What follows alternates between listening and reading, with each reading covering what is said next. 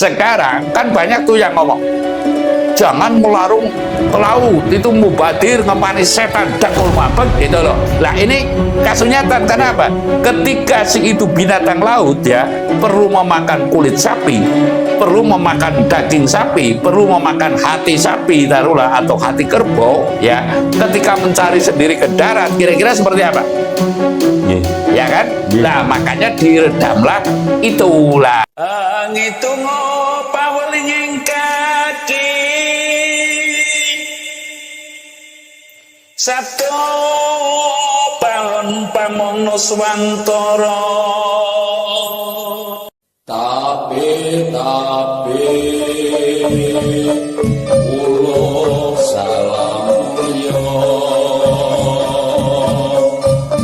atur bagyo isuko nusantara. Salam mulia Mbah. Salam mulia Mas Suti.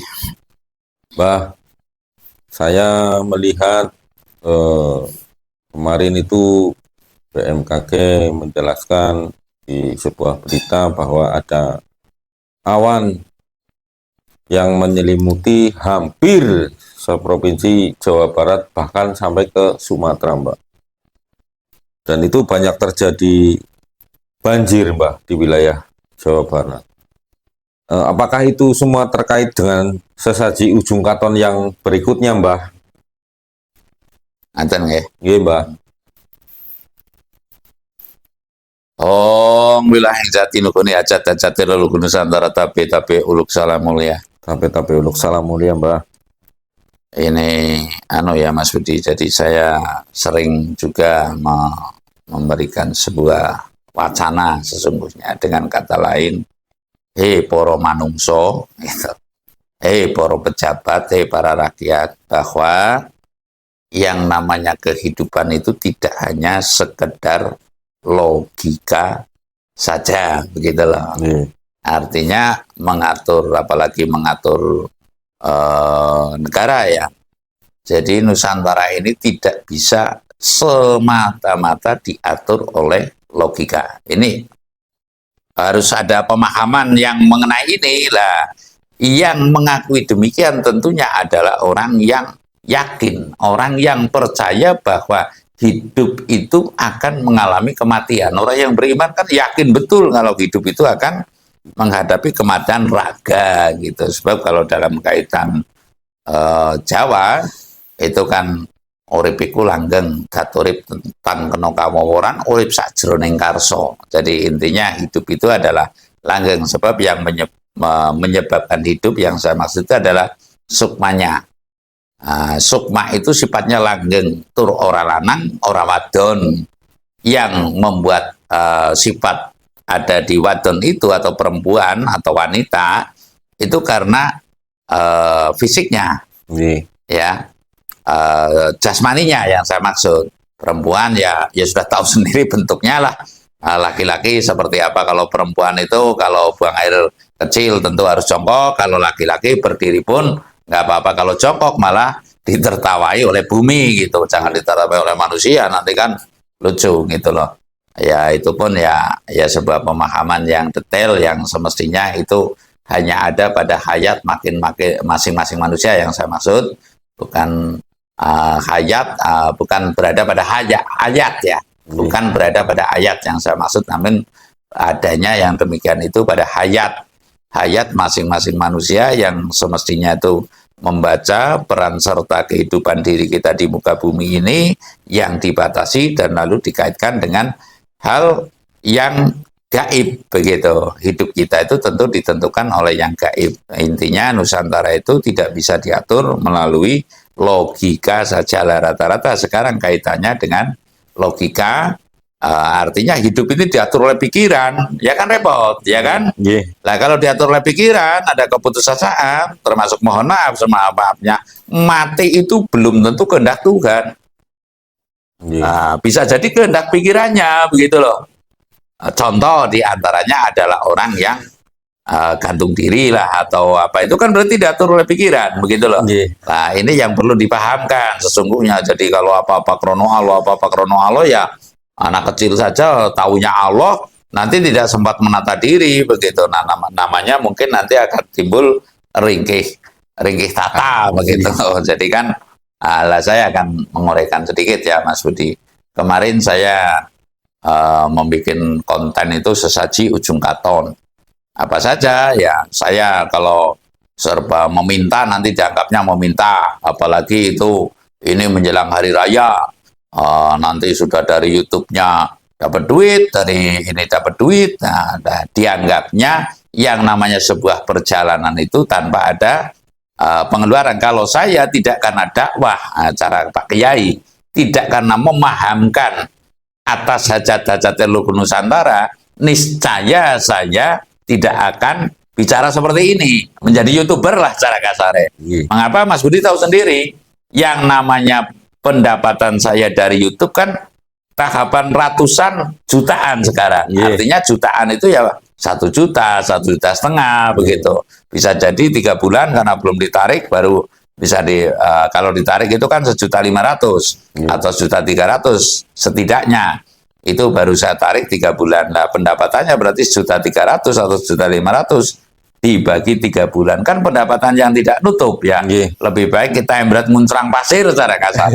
Namun karena ada kalau kasarnya ngomong itu amanat dari leluhur, sehingga saya selalu mengonten untuk memahamkan, untuk membawa ini loh misinya Leluhur Nusantara, mesti terselenggaranya ideal pemukiman. Ini loh tujuannya Nusantara, Leluhur Nusantara yang saya maksud adalah ideal pemukiman, lalu menuju sejahtera bersama sesuai ukurannya. Lah, bagaimana caranya? Ini negara harus membangun sumber penghasilan yang jelas dan pantas. Jelas pun nggak pantas kan contoh ada jelas nggak pantas. Yang namanya penggalian tambang berlebihan ini kan jelas tapi tidak pantas begitu. Jadi negara mesti membangun sumber penghasilan yang jelas dan pantas. Kalau tidak pantas ya otomatis nanti ada aturannya tersendiri, itu bidangnya nanti Ratu Adil dan Halim Perdana Menteri kalau saya boleh ngomong lah. Saya akan merana, kemarin saya itu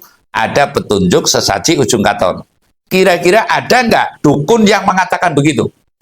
Tidak ada, Mbak. Ada. Oh, ini sesaji ujung katon ya, sesajinya sesaji wajar lah, meniki kangge ngabekti dumateng kakang kawah hari-hari, sak perpamali kangge ngabekti dumateng para nabi rasul dan sebagainya itu umpamanya. Lah, ini sesaji ujung katon dan itu telah saya laksanakan. Yang namanya sesaji yang hakikat tidak perlu diketahui oleh orang banyak. Paham ya? Paham. Saya sering mengatakan, saya sembahyang, saya kalau mau sembahyang diketahui orang lebih baik saya nggak sembahyang dulu. Kita ngobrol, ya kita apa, turuti saja. Sebab sembahyang itu yang hakikat itu nggak boleh terdengar orang pun juga nggak boleh, ketahuan orang pun ya menurut saya tidak boleh. Kan saya boleh punya prinsip kan? Ya. Jadi itu adalah saya menyampaikan bahwasanya adanya awan yang menggumpal di Jawa Barat. Nah, saya pernah mengatakan bahwa ujung katon ini adalah ujung perjalanan kita. Ya, kalau dari timur matahari ke barat, tentunya kalau Pulau Jawa, Jawa Barat dong. Jawa Barat yang paling ujung sana dinamakan ujung kulon. Nah, dan itu merebas sampai dengan Sumatera. Ini satelit loh, pernyataan dari Ibu Dwi Korawati apa siapa itu ya, kepala BMKG lah. Ini sebuah real. Lah, apa yang dimaksud oleh ujung katon ini adalah kejelasan. Kejelasan cara dalam agama ini adalah yang hak dan yang batil. Nah, kalau saya adalah Suro Diro Joyoningrat Sruh Brasto Tapaking Ulah Dharmasuti. Sekarang bangsa Indonesia masih banyak dong yang berpikir kebijakan dan sebagainya, berpikir baiklah secara umum, namun kasus nyatanya kan tidak bisa mengekspresikan. Apakah si tangis batin dari orang yang masih berpikir hajat hidup orang banyak kalau dalam undang-undangnya, atau memayu-hayu ning bawono dalam bahasa penditanya, ini kan harus ada kita membedakan. Kalau dalam undang-undang yang menyangkut hajat hidup orang banyak gitu. Kalau dalam kapanditan tentunya yang memayu hayuning bawono, orang yang memayu hayuning bawono ini ada kekasih Allah di antaranya, kekasih Tuhan yang Maha Esa. Kalau menurut saya lah, seru sekali alamnya. Lah, apakah ini tidak diterima? Otomatis harus ada endingnya. ya harus ada ujungnya. Itulah yang dimaksud dengan sesaji ujung katon. Nah, mohon maaf semaaf-maafnya. Saya kalau sesaji sekarang tidak sebulan sekali atau seminggu sekali atau bahkan hari-hari enggak. Karena apa? Mungkin saya tingkatannya adalah tingkatan yang sudah ke sana urusan negara, otomatis urusan spiritual negara yang saya maksud ya, sehingga saya manakala ada petunjuk saja. Dan kemarin telah saya laksanakan, Mas Budi pernah ketika saya bikin sesaji cincin guling kalau nggak keliru ya kan, itu saja weragatnya berapa, kambingnya berapa. Nah ini kasus nyata loh. Lah saya akan dinyinyiri juga boleh ya. Artinya yang demikian itu kalau saya kan Mas Budi tahu, kalau saya apapun terjual untuk kepentingan ini, ibaratnya betul, sering melihat saya seperti itu, saya apapun saya korbankan, cara istilah itu saya saya lebur lah untuk kepentingan ini. Nah, saya melaksanakan yang ini, yang tahap awal saja itu kelihatannya antara 10 hingga 15 juta saya habis. Nah, hingga kelanjutannya saya ke Klopo Dhuwur, hingga kelanjutannya saya ke Keraton Suci Bulupitu, karena ini akan ada perang suci yang menyucikan apa? Keangkara murkaan di muka bumi ini, begitu loh. Jadi ini sangat rawan. Kaitannya tentu sangat ada. Setelah saya sesaji ujung katon, muncullah itu awan dan terdeteksi oleh satelit. Lah, akan bagaimana ini? Tentunya perlu sesaji yang berikutnya. Sesaji ujung katon kelihatannya ada 3 tahap. Gitu. Lah, tahap yang kedua ini adalah mungkin adalah tahapan yang madyo, yang mohon maaf semaaf-maafnya kalau boleh kita ngomong ya. Karena apa?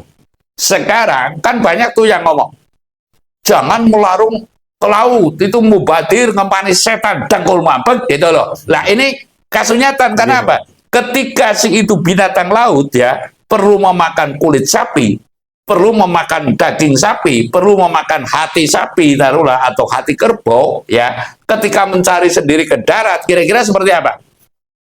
Ya kan? Nah, makanya diredamlah itulah. Nah, kelihatannya sesaji yang berikutnya saya memerlukan kebo bule. Sangar nggak itu? Sebab di situ, ya mohon maaf, kebobolan dan terkabulnya untuk tidak kebobolan. Ini penjelasan sedikit ya. Yang namanya kebo, you boleh lihat. Mas Budi bisa melihat orang yang namanya jadi kepala desa kok motong kebo biasanya nggak lama, atau kendala atau bangkrut. Ini mohon maaf. Dan lalu boleh saya cerita ya, boleh saya cerita sedikit. Yang namanya peribadatan, umpamanya ada orang yang gagan kalau istilah Jawa, ya gagan itu ya bangun masjid dibantu nggak mau. Wah, ada yang mau bantu nggak mau. Biasanya tidak lama itu yang membangun masjid itu kepus atau kepus praloyok atau sirep atau mati. Kalau orang Jawa kan mengatakan mati aja nggak boleh, karena urip itu langgeng ya, urip itu langgeng lah.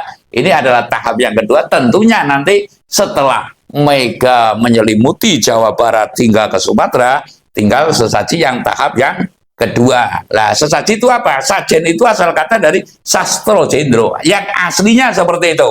Boleh dibantah, namun melalui kitab-kitab umpamanya boleh saja, tapi itu lakum dinukum aliatin. Selagi di tanah Jawa, sekali lagi tadi saya mendasari bahwasanya yang namanya tanah Jawa tidak bisa diatur oleh kitab suci. Nah kan ngeri, ya nggak mungkin akan bisa kitab suci mengatur tanah Jawa. Monggo kalau di tanah sana boleh saja. Tapi adalah rasa rumangsane urip. Yang namanya sesaji dalam pemahaman saya adalah doa yang wujud. Contoh kupat. Nah, itu kan mengku kadang papat, diwujudkanlah itu kupat, lepet, ya kan, buleteng tekad, ya kan seperti itu. Nah, ini nyaris sekarang tidak ada pemahaman. Jadi kalau boleh saya ngomong, ya saya semi open donasi dalam artian monggo saja yang mengatakan menyinyiri saya, namun saya perlu pula mencari kadang bayu, sehingga dalam tahapan 40 hari yang kedua tentunya saya akan mungkin nanti atau yang ketiga adalah sesaji ujung katon yang berikutnya, yang dimana mohon maaf saya memerlukan kebo bule.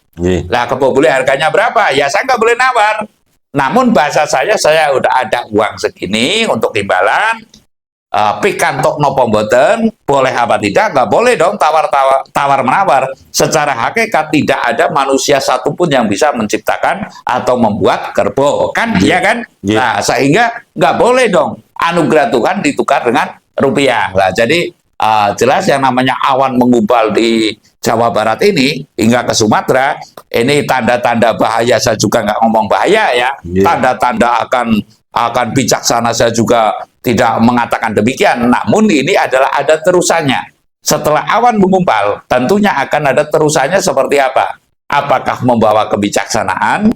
Apakah membawa petaka secara kasar seperti itu? Nah, ini harus saya jelaskan melalui sesaji ujung katon tahap yang kedua. Mungkin nanti adalah tahapan yang ketiga. Sebab perjalanan ini adalah melalui sarana utamanya atau ritual atau memetri saya adalah melalui sesaji ujung kanton yang secara terus-menerus. Kalau dulu saya tumpeng tekad, nggak ada lah. Dukun seampuh apapun nggak ada yang mengatakan tumpeng tekad, ya kan? Lalu tumpeng tumapak nggak ada kalau nggak dasarnya petunjuk, apalagi dicari di buku-buku yang nggak mungkin ketemu. Nah, mungkin saya dianggap orang stres ya, mungkin nggak masalah itu. Yang jelas saya adalah nuhoni hajat-hajat leluhur Nusantara untuk bisa sarana menggapai kepada kasampunaning urip dan kasampunaning batin. Itu adalah tujuan pokok. Kalaupun dia itu katanya semuci suci ya, semuci suci ya, kan nggak ada orang suci. Tapi kan sekarang banyak orang semuci suci ya. Ya mohon maaf sama maafnya. Saya sering mengatakan ya, namanya orang kok tiru puasane orang itu nggak pas. Nggak pas karena lahirnya beda, ya kan? Harinya beda, sudah harinya sama, nanti jamnya beda, lalu perubahan palintangan sedikit saja kan mempengaruhi kejiwaan, mempengaruhi aura dalam kelahiran itu si anak lah. Ini saya mengatakan intinya bahwasanya sangat terkait yang namanya mega di atas Jawa Barat hingga ke Sumatera dengan kaitannya sesaji ujung katon. Mengapa saya mengatakan demikian? Belum lama, kira-kira 40 hari yang lalu, ya saya mengadakan saji ujung katon, timbullah kembali, walaupun sebagiannya sudah saya pasang serban caka kendil, ya, yang tahu serban caka kendil ya saya lah, ya kan, seperti apa ya saya yang membuat ya.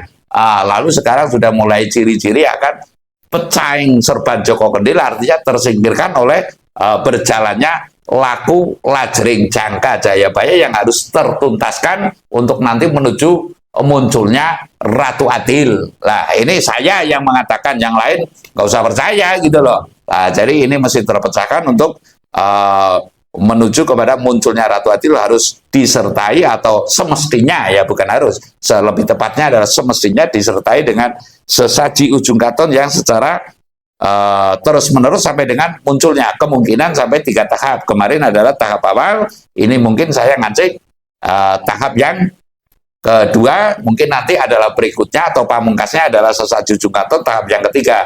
Dalam hal ini tentunya saya ya agak semi donasi, agak semi open donasi ibaratnya. Sopo sing arep purun seperak rong perak untuk ngenteng-ngenteng. Karena apa? Kebobule yang secara umum kalau di Sulawesi harganya berapa? 80 jutaan. Ya 80 hingga ratusan katanya, bahkan ada yang setengah M biasa katanya. Namun saya nggak muluk-muluk seperti itu. Yang penting niscaya kalau sudah perintah, niscaya akan ada. Saya rasa demikian, Mas Budi. Iya, Mbah. Kalau dari wedarane panjenengan itu sungguh sangat penting itu sesaji ujung katon itu, Mbah. Semoga orang-orang yang melihat wedarane Mbah tadi itu bangkit jiwa patriotismenya, Mbah, sehingga bisa nyengkuyung dengan apa yang sedang lagi dijalani oleh Mbah itu tentang hajat-hajatnya leluhur Nusantara, Mbah.